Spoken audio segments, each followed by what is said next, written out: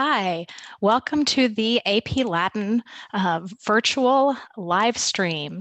We are so excited that you have joined us here on YouTube today, and we hope you'll be continuing to join us through May 1st. I'm Jenny Luongo. I'm coming to you from Austin, Texas, where I'm the Latin teacher at St. Andrew's Episcopal School. There'll be more about who I am and things about me later as we introduce you to the lesson, but we wanted to say, first of all, that we know that many of you are in a situation that you never expected in terms of how you're going to be preparing for the AP Latin exam this year. And we wanted to reassure you that we'll be here every day at this very same time to help you through the material and to work on AP prep. And we also wanted to convey from your teachers that they really miss you. I really miss my kids and that they send your love through this same live stream. So I'm also joining Jenny. My name is Ben Johnson. I'm the Latin teacher at Hamden Academy in Hamden, Maine. And again, you'll learn a little bit more about me in a bit. But just to reiterate what Jenny said about missing our students, one of the best things that best times of the week are when I sit down with my AP kids on Zoom and we talk about Latin together and we reconnect, and it's a great time, and it doesn't replace what class time was, but it does fill some of that void. So again, hopefully we'll be able to help you guys out as your virtual teachers over the next 4.5 weeks. Again, every weekday at 6 o'clock Eastern, 5 o'clock Central, we'll be here going through some Latin, hopefully trying to make this AP Latin test a little more manageable. So we did want to talk about the fact that the topic that we're covering is something that the colleges have asked all AP students study, and this one especially because the one today is going to be on the exam. But there will be others in the near future that aren't going to be on the exam, but colleges still want us to cover them. So, so they're supporting AP students this year by allowing this more flexible approach to the exam. So we're going to focus a lesser amount on the content, but still cover some of those sections that that aren't going to be on the test. And hopefully, you know, if you are taking Latin in college, or even if this is the last little bit of Latin that you're going to be doing, you will get something out of it and hopefully enjoy the time that you have. The last Latin, say it ain't so, Ben. So we also wanted to let you know that in a week or so after we've covered the first part of De Bello Gallico Book 6, which is our plan for this week, we're going to be posting the full schedule of our review sessions. We've planned them really carefully so that all of them will be very helpful to you in preparing for the exam, but there may be some topics that you already feel pretty confident about. That way you can prioritize your time and choose which reviews you want to attend with us, though we would love to have you here every time. Every time. Every time. As I mentioned, today we're going to be starting the part of the syllabus from Caesar's De Bello Gallico, Book 6. The first chapter on the syllabus is Chapter 13. And the really fun part about reading Book 6 is that we're going to be talking about a lot of cultural topics. And so we'll kind of be honing in on some of that today. We hope that you're going to leave here feeling like you better understand the first part of DBG 6.13. We're going to finish it up tomorrow, and having a little better understanding about both Roman social classes and how that impacts Caesar's perspective on Gallic culture. We're also going to be doing some reviewing of some fun grammatical topics that could come up on the test, like dative of possession and various types of ablatives. So we wanted to let you know that we have prepared a resource folder that will be available to you throughout this course and beyond. These classes are going to be available for you to watch over and over again. I'm sure you'll be dying to do that since it's going to be so entertaining. But if you do want to watch again, or if you have students in your class who aren't able to watch right now and want to watch it later, the videos will be available for you, and this resource will be available. In that resource folder, which is a bit.ly link /AP Latin YouTube, you're going to find closed translations for all the chapters of DBG Book 6 that we're working on. And Oh, Jenny, go ahead. that's close with a Z, right? What does that mean? Yes, yes, yes. Well, a closed translation is basically a fill in the blank translation. So you're going to see English on the page, then you're going to see blanks where you fill in the Latin, and it makes you think in a different way if you've never done one of those. So we put that there as a resource for you. There are also links to various materials to supplement this lesson. Including Mr. Patrick Yagi has given us permission to share his wonderful YouTube videos that go over the translation in more detail than we're going to be able to do during this time. So you might want to have ready with you a way to write, a way to record your thoughts and answers to questions that we pose, whether that is paper and pencil or having a Google Doc open. Some of you may have textbooks that you want to have open while we go over this. And you might even want to go ahead and open up that closed translation. And as a matter of fact, my students who hopefully are following along, I suggested that they go ahead and open that up so they can make notes as we go through the passage. Okay, so I think we're going to do a little bit of warm up. Hey, Jenny, can you tell me about yourself? I don't know if I know you well enough. Oh, not true. Not true. But yeah, so today we're going to start with having you guys listen to a little bit of Latin as both an intro to us, and we've also tried to work in some of the grammatical concepts and vocabulary that might give you some trouble. Into this this warm up today. Plus, you can learn fun facts about Ben and about me. So. As we go through, again, I mentioned you might want a paper and pencil. So you might want to jot down kind of your understanding of what we're saying, or you might want to write down vocabulary that's giving you trouble. We'll give you some wait time, right? Yeah, absolutely. Okay. A little bit of wait time. Mihi nomen est parva, aut domina longa.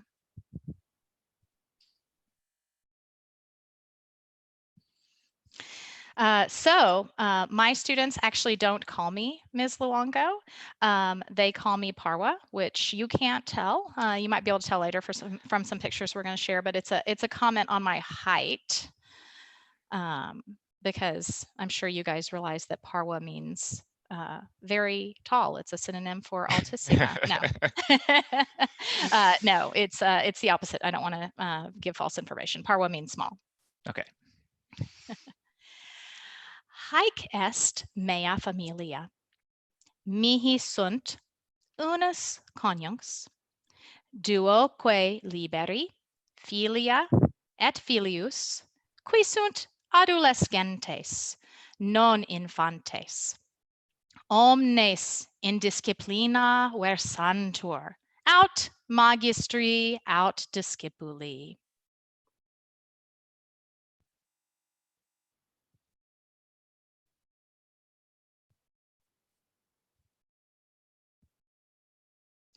So again, we're just giving you that wait time so you can kind of make some notes, get back into Latin. If you haven't had Latin class, I know my students haven't had Latin class for a couple weeks. Some of you may be in the same boat. So here's a picture of my family.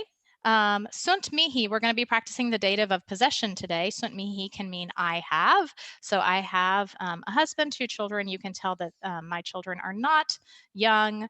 And omnes nos, all of us, versamur, or as it says in the passage, omnes versantur, they're all engaged in disciplina, in learning in one way or another. We're either teachers or students, which means that sometimes in our house there are 4 people either teaching or learning via Zoom at the same time, which is a challenge.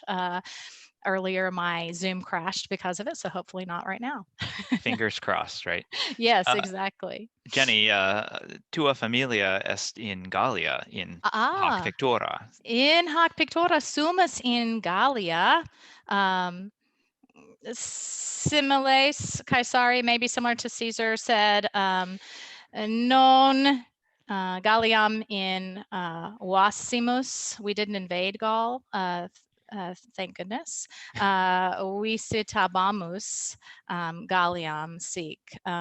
Similes Caesari et dissimiles. We're similar and not similar to Caesar in that way, I think. Hopefully. Hopefully the French people didn't think we were invading.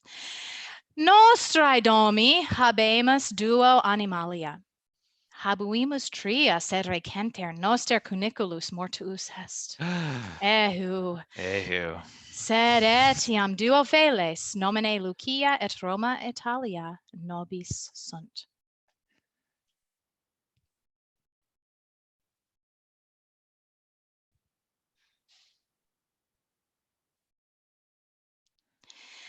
So I'm sorry to have had to share such bad news with you all on our first time together, but I knew my own students would wonder if I said habemus duo animalia non tria, because just recently Noster cuniculus, our bunny, passed away.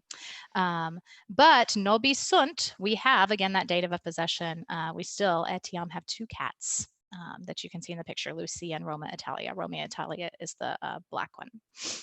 Which one was about Feles sunt tristes?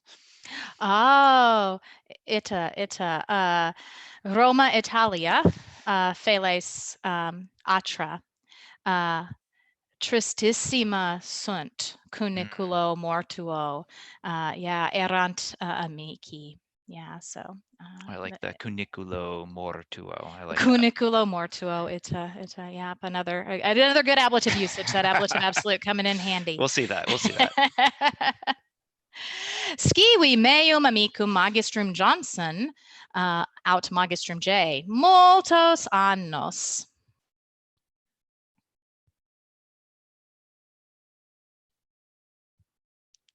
So you'll realize relatively quickly that I've known my friend, Mr. Johnson, Mr. J, for many years. We actually first started working together. There's a picture of us at the National JCL Convention.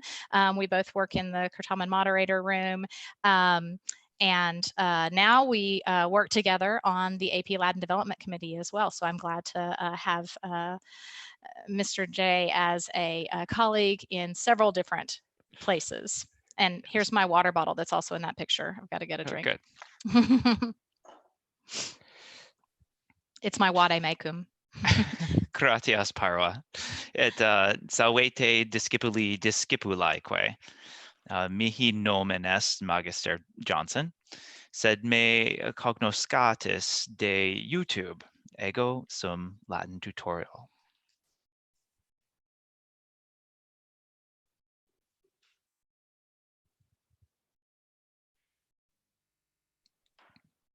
So thanks, Parwa. Welcome, students. So my name is Mr. Johnson, but you may know me from YouTube. So I have the popular Latin grammar YouTube channel, Latin tutorial, which many of you guys are using. I've seen the uptick in views and so forth. It is what it is, and it can't replace your teachers, I'm sure, but hopefully there's something out there to help you engage a little bit more with Latin, understand the grammar topics and so forth. And hopefully I do a good enough job, but I get lots of comments that say that I don't, so. Now they know your secret to right. Es clarissimus, clarior me. Right. In omni familia mea liberi sunt duo, nomine Maya, quae nata 10 annos est, et Derek qui 8 annos.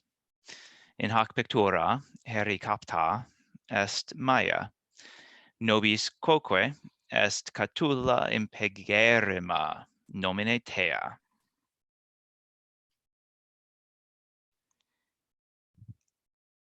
So since I'll wait till you put it up, but since it was Copta Harry, that tells them something. Harry. Right, I know. I do live in Maine. That's the problem. So I didn't include my wife here, but we have 2 children named Maya, who's 10 years old, and Derek, who's 8. So I used I decided not to use ellipsis for that qui octo annos because it's understood based off of the context and because I'd used nata est with Maya before. So Caesar likes to use that a lot. And in this picture, which I swear was taken yesterday, uh, is Incredibile. is Maya, and we also have a puppy there named Thea, which is Greek for goddess. So hope she's one of the good ones, not Juno.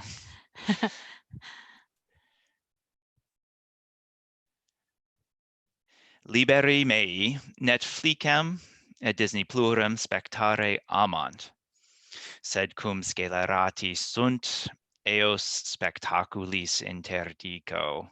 Haec poena est gravissima apud eos.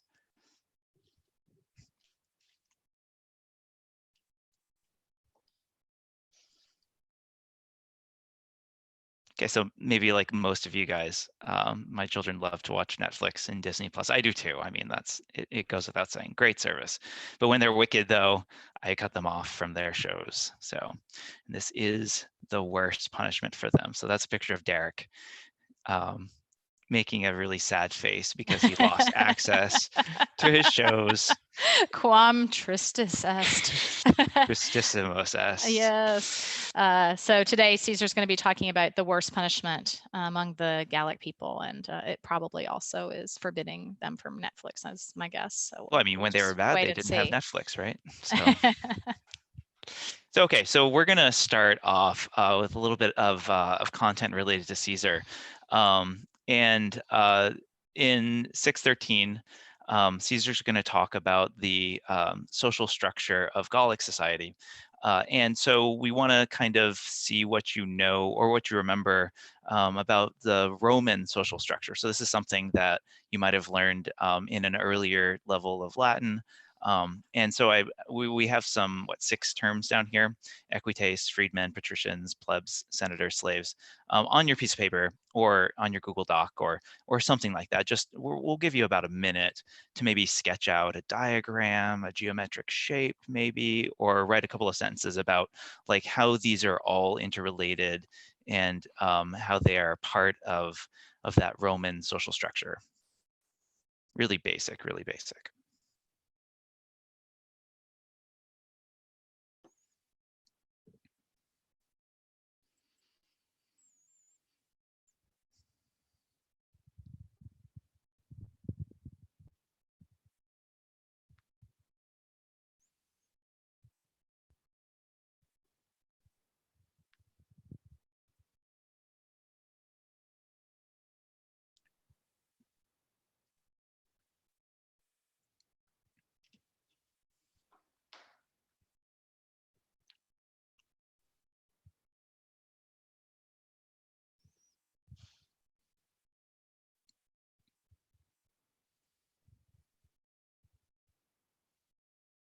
I'll give it about 10 more seconds.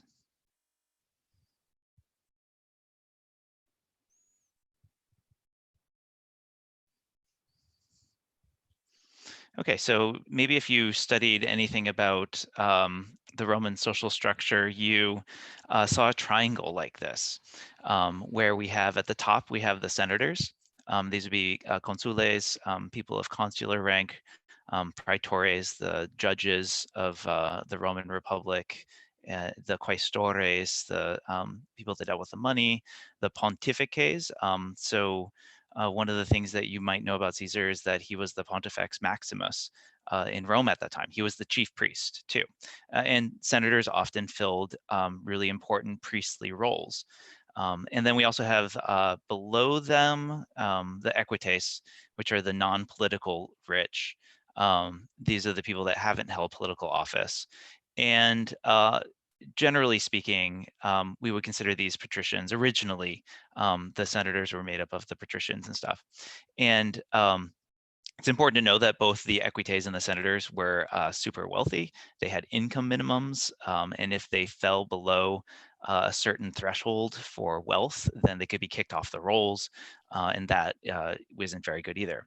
But it's also important to note that this triangle is not drawn to scale. So say there's like, 1 million people in Rome at the time, there might have been only about 600 senators. For the equites, maybe a couple thousand.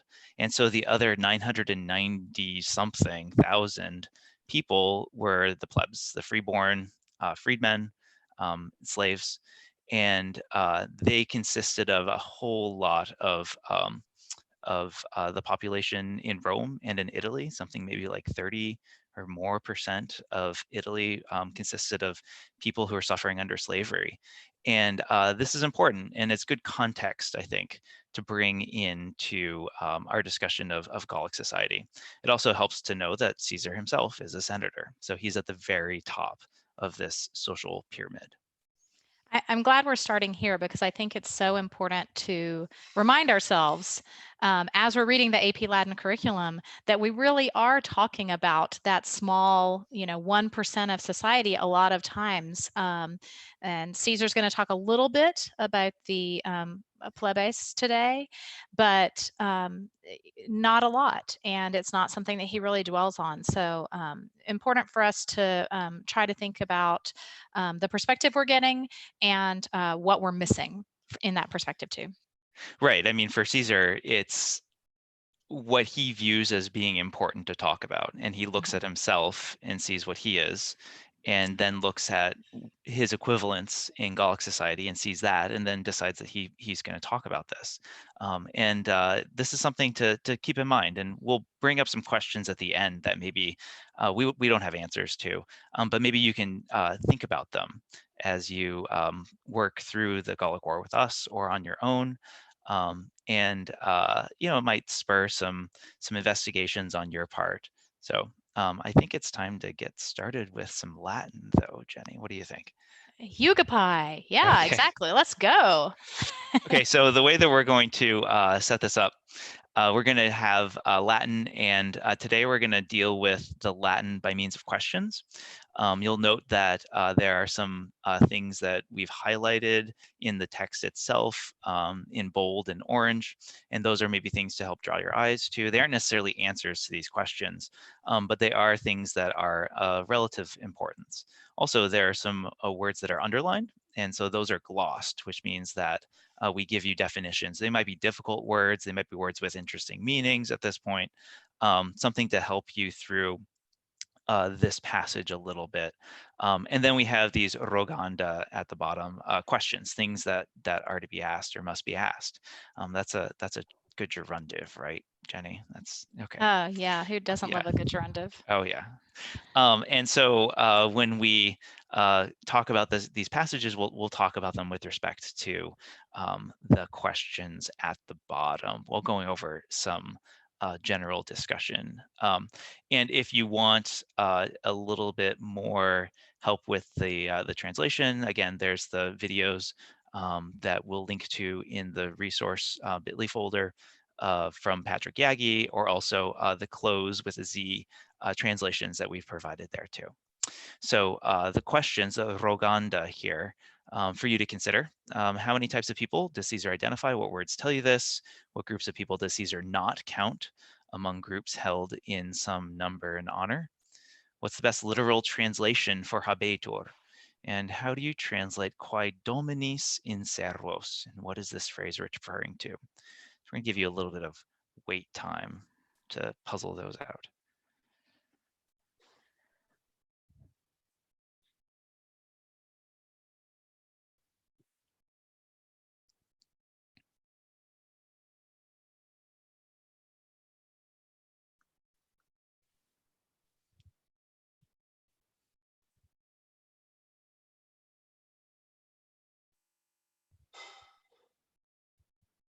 Okay, so here we go.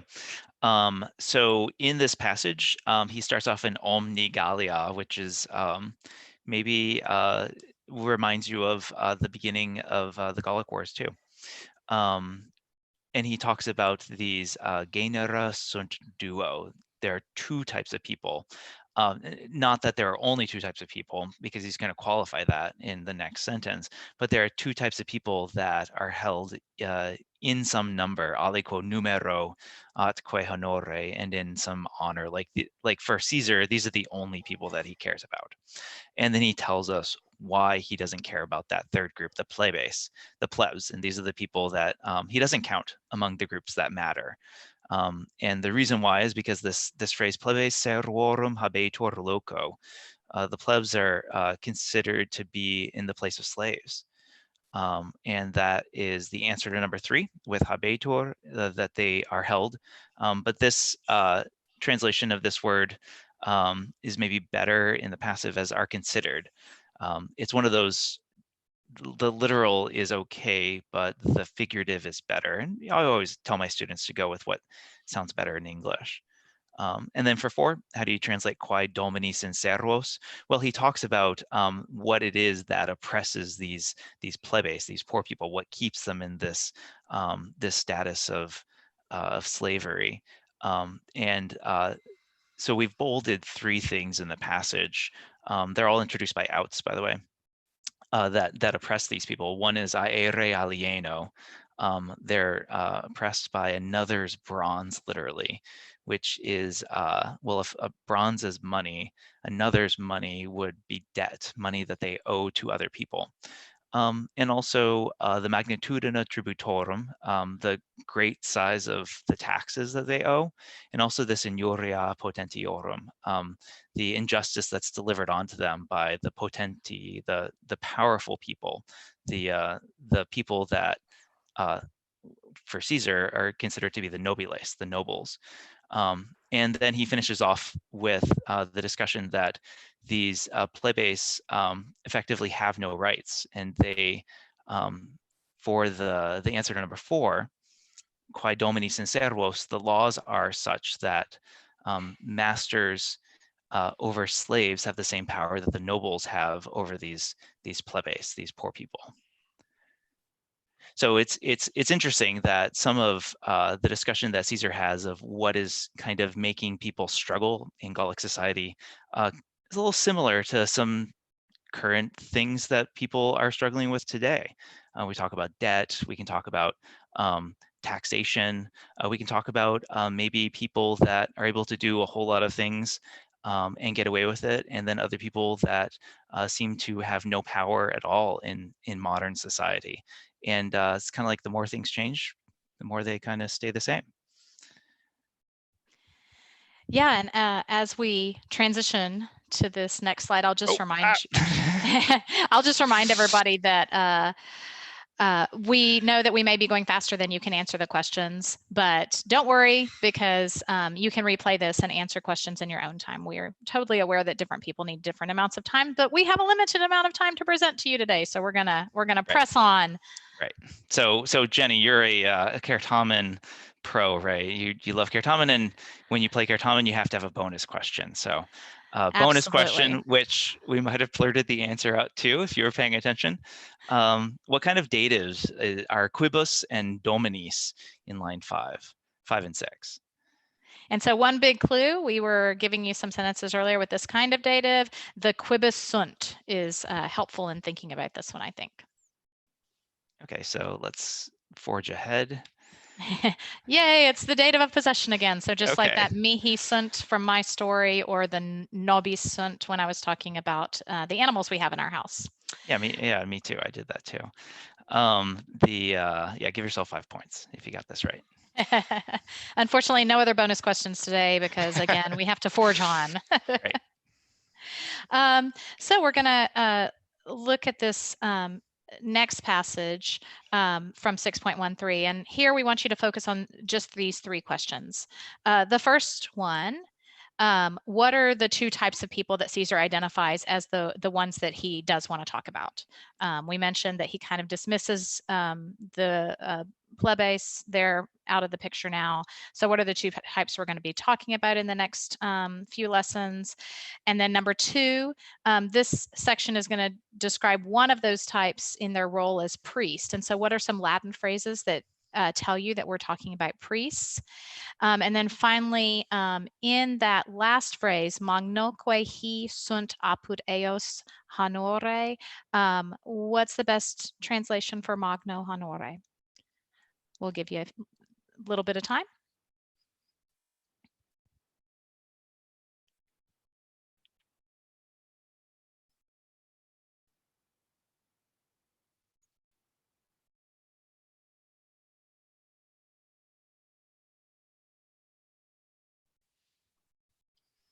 All right, so at the beginning, we get the fact that alterum, one kind of people est druidum, of the Druids, and another kind, alterum equitum, is of those wealthy, upper middle class people that we would call knights or equestrians. That doesn't really have to do with the fact that they necessarily were horse lovers, but they could afford to have a horse. That's why they're called that. And so we're going to be talking about the Druids and their roles as priests first, although they do have lots of other roles in Gallic society. They were very important members of Gallic society, very well respected. So he says, intersunt, they take part in rebus divinis, in divine matters. Procurant, they take care of sacrificia publica ac privata, so private and public sacrifices, and interpretantur, they settle religiones, religious issues. That then, word interpretantur, right? That looks strange. Is that deponent? It is. That's why we have that active translation, they settle, rather than a passive one. Good catch. Okay, yeah, that's my job. And then Caesar verifies what I just told you. He sunt. These are apud eos, among them, magno honore. We get an ablative of description of great honor with great honor. Okay. All right, so I'll turn it over to Ben for the next slide. So we talked a little about how senators in Roman society functioned as judges, and the same in Gallic society for the Druids. So that's what this passage is about. And the three questions that we want you to consider here. What four types of things are the Druids responsible for handling? And if someone, what happens if someone disobeys their decree?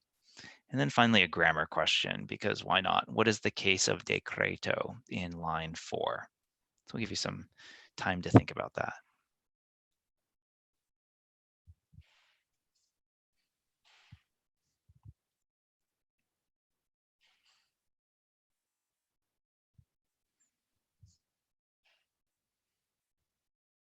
Okay, so here we go. So we begin this passage by talking about how they decide about all de omnibus controversiis publicis privatisque, about all controversies, both the public stuff and then the personal, the private stuff. So the four big things that they might have judgments on are si quod est admissum facinus, if any crime has been committed, si caedes facta, if a murder has happened, and we have an ellipsis there where we don't need that est for facta est.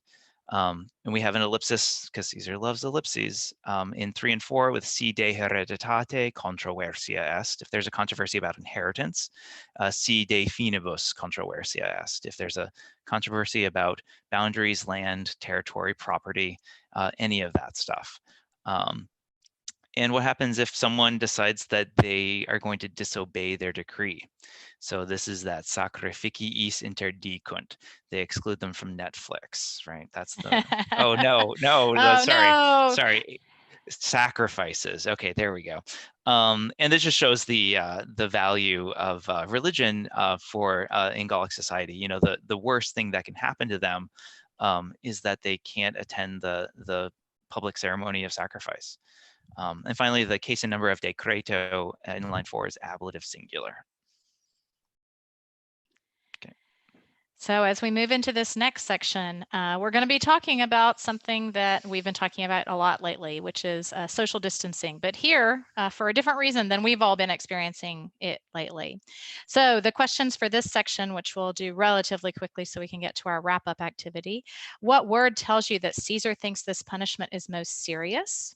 Number 2, what happens to people who have been excluded or distanced socially?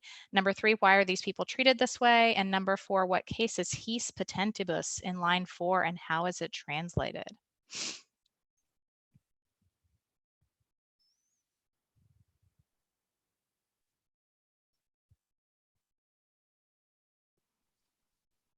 All right, so hopefully you saw that word gravissima again, most serious. Then what happens to people? Habetur, or sorry, habentur, they're considered, again, that passive form of habeo, numero, in the number of impiorum auxiliaratorum, of impious and wicked people. Just like my kids, right? Yeah, exactly. Omnes decadunt his, they all forsake them. De fugiunt, they flee auditum, their approach and conversation. Why are people treated this way? It's ne lest accipiant. They receive quid incommodi, any inconvenience. Notice how after sinus numen ne, I Allie say takes a holiday, is that right? Yeah, or all the ollies drop away, or my kids who don't like rhyming mnemonics say all the ollies take a hike. So that's really olliquid there in disguise. So so that they don't receive any kind of trouble ex contagione, from contact with them. You know, these people are being avoided not because they have a virus, but because they are worried that people are going to catch their wickedness. And so in the last line, we learned that use reditor, this right of going to the sacrifices, is not given back his potentibus to those people even when they try to get it back. Okay. All right. Looks good. So let's we're gonna try this out. Let's see how this goes. We can do it. Ludamus Kahoot. Yeah, so Okay. we are going to attempt a Kahoot. For all of you who are watching along, we're going to switch and we're going to start sharing my screen. Do you have it? I do. Okay. I do. Are you ready? I'm ready. Okay, let's do this. So we're going to start sharing my screen. Those of you who've played Kahoot before know that you can go to the Kahoot app or kahoot.it. This time you're going to have to type in a game pin, 978 5051 noem septem octo quinque nihil quinque unus. And then you're also going to have to type in that pattern. So hopefully we're going to get some players. I've begged several people to join along with us so that we would have players. So hopefully it'll just take them a minute to sign in. I mean, they probably weren't ready with their. There we go. There we go. Genius snail. There we go. We'll wait a little bit longer to get everybody. Badger. I know sometimes when you do the double verification, sign in, the verification. Yeah, sometimes typing in the pattern in time is a challenge. So we'll just give people another minute. So this Kahoot is going to be going over some of those case uses of the ablative that we were talking about. And we want to reassure you that even if you don't get into our Kahoot game, that you can still follow along and think through the answers on your own. And then, as a matter of fact, when you rewatch the video, because I know you've been just so entertained today, when you rewatch the video, you can go through and quiz yourself again. These are sometimes the type of questions that you'll find on the free response portion of the AP exam. But I will say that at least one of ours is a challenge question and probably harder than anything that the committee would write. So I think for the sake of time, what do you think? We should go ahead and get going? With 10? We've lost a couple, but now we're gaining them back. Looks like we're gaining back a lot. Oh, wow. Okay. Oh, okay. People are starting to get in. Yeah. I think it's because of the delay. I always forget we're on a little bit of a delay. True. Good point. Yeah. So we're getting close on time. So we're going to go ahead and get started. It looks like sure. The pace is slowing down. So sadly, for those of you who are used to playing Kahoot, we're not going to have any music today. So the first ablative usage is hoc mortuo. Hoc morto aut si qui ex reliquis excellit dignitate succedit, aut si sunt plures pares. So we're just doing the hoc mortuo, and I fear that you guys are going to have to do it really fast because I We're just running out of realized time. because of the delay, it's going to go quickly. Okay.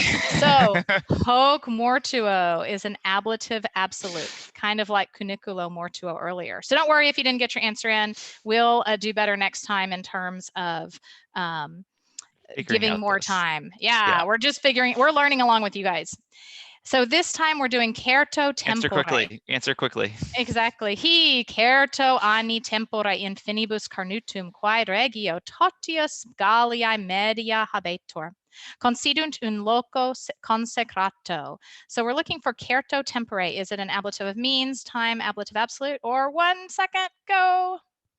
Okay, excellent. We got more people in that time. They're and that quickly. was Okay, good. an ablative of time. Well done. Well done. Okay. So we're back at the hoc mortuo sentence, but this time we're just looking at dignitate.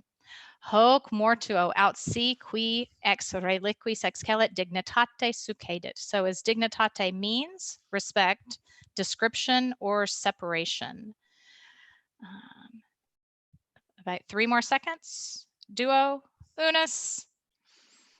All right. Okay. So yeah, dignitate in worthiness.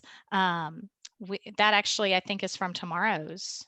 Is it from tomorrow's? Yeah, that's good. We're previewing tomorrow's lesson. All right. So plerique cum aut aere alieno at magnitudine tributorum aut inuria potentiorum premuntur. So we're looking at those 3 things that people might be oppressed by. Is it means, separation, time, or an ablative absolute? And means. Good, means. More people answered it than any other. Nicely done. Nice job, daring zebra. Yes. All right. In omni Gallia eorum hominum qui aliquo numero honore. Aliquo sunt numero atque honore. We're doing that aliquo numero honore. This is a challenging one. Is that means, respect, description, or an ablative absolute? Quatuor, tres, duo, unus. All right. So that is an ablative description of some number and honor. A lot of times when you use of, that's one way you can tell that it's description. So now we're looking at that sacrificiis interdicunt. So remember, this is the punishment. Sacrificiis interdicunt. Is it means, respect, description, or separation? So septem, sex, quinque, quatuor, tres, duo, unus. And this is separation. They get forbidden from coming to the sacrifices. All right. And last but not least, I think this one is super challenging. He numero impiorum ac sceleratorum habentur. So these men are considered what? Is numero means, respect, description, or separation? Quatuor, tres, duo, unus. And that is a ablative nice job. Everyone got that right. Looks like a lot of people got that. A lot of people did get that. That was really good. That was really good. Usually, or a lot of times when you say in, it is respect. So we'll do podiums super fast. Witty goose. I know some people may care. Who is this? Who is this? I know, we're the Jolly Puffin, the Jolly Puffin. All right, I'm going to stop sharing so that you can put the, we've just got a couple minutes left and we need to go over your homework assignment, which at my school, we don't call homework, we call a learning opportunity. So Ben is going to share his screen. I think we're just going to have to kind of skip through some questions we were going to ask. What do you think, since we're short on time?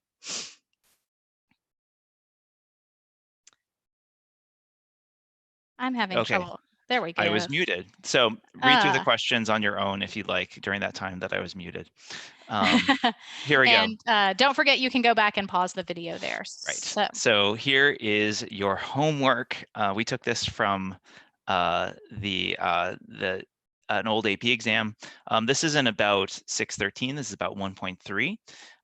But we'll have a copy of this in the resource folder for you guys. And look through this. These might be questions that you might see on an AP exam. And this was on an AP exam at one point too. So we want to reassure you that you don't need to be writing this down, scribbling it frantically. I think we'll advance to the next slide and go ahead and remind you that exam practice, so your learning opportunity, if you want to do it before we go over it at the beginning of our live stream tomorrow, along with closed translations, links for this lesson, if you want to learn more about the Druids, which are a super interesting thing to learn about. All of those resources can be found in that particular folder. So I think that's probably time for us to sign out today. Is that right, Ben? Yeah, I think so. So thank you guys for watching. We're here every weekday night, so Monday through Friday, 6 o'clock Eastern, 5 o'clock Central. What is that, 3 o'clock West Coast time?